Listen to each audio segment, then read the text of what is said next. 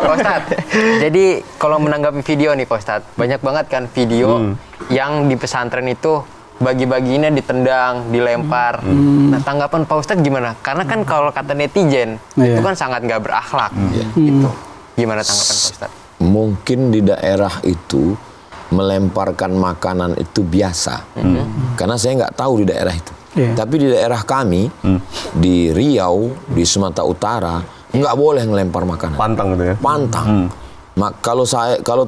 Kalau saya lagi itu ngelemparkan makanan, pulang orang itu. Karena dianggap saya menghina. Nah, tapi saya nggak menyalahkan itu karena saya belum datang ke daerah itu. Mungkin di tempat itu ya, biasa dan dianggap itu berkah gitu. Mungkin. Tapi secara Islam?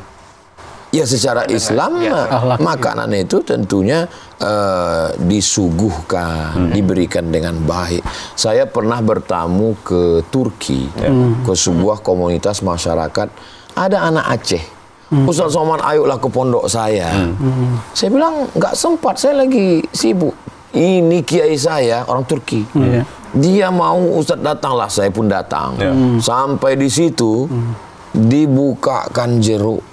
Jeruk dibukakan, dikupas ari-arinya itu, dikupas, disuapkan ke mulut saya. Saya pun ini.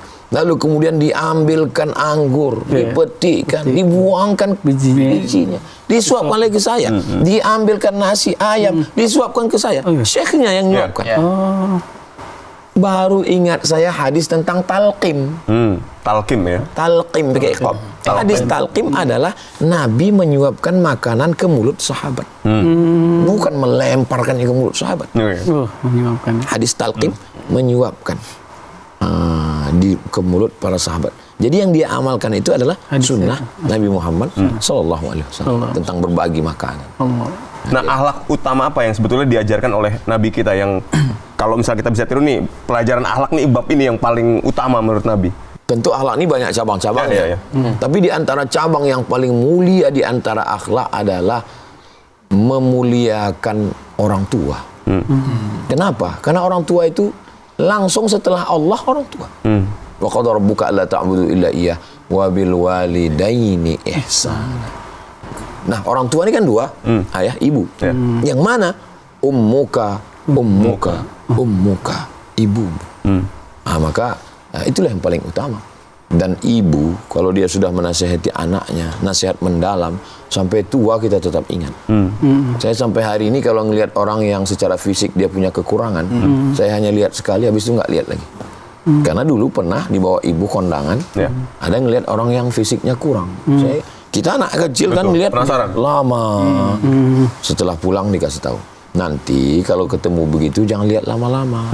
Hatinya iba, dia sedih, dia itu tamu Allah. Nanti di akhirat boleh jadi dia lebih dulu masuk surga dari kita. Sampai hari ini, walaupun saya lebih tua sedikit dari Pak RT, sedikit tetap banyak Pak Ustadz. Kalau ngelihat ada yang begitu, langsung ingat ke ibu saya. Baru saya paham kenapa ibu itu luar biasa, karena dialah yang membentuk. Secara biologi, kita ini sebetulnya parasit yang menempel di tubuh ibu, mengambil saripati makanan, mengambil ibu-ibu ketika mengandung, itu giginya bisa keropos. Kenapa? Karena ada satu vitamin di gigi itu yang diambil oleh si anak. Kalsium ibu itu diambil oleh si anak. Buat bentuk tulang. Jadi sebenarnya secara biologi punya anak itu rugi. Kenapa? Membiarkan parasit. Datang Islam. Makanya kalau ada orang mengatakan child free. Iya, karena dia menganggap anak itu parasit. Ngapain memelihara parasit? Datang Islam.